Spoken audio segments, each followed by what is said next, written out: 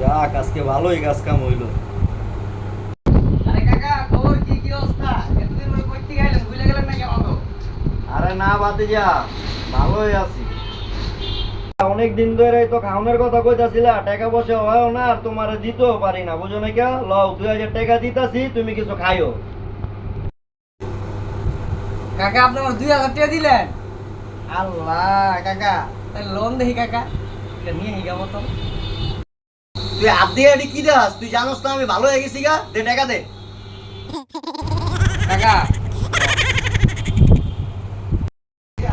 কাকা, আমি তো খারাপ কিছু খাইবার চাই না কাকা, আমি তো মজু খাইবার চাইছিলাম। আরে ভাতিজা, তুই আগে কবি না মজু খাবি? মজু খাইতে কি 2000 টাকা লাগে বেড়া? এ ল 500 টাকা, তুই মজু খাইস। আচ্ছা কাকা।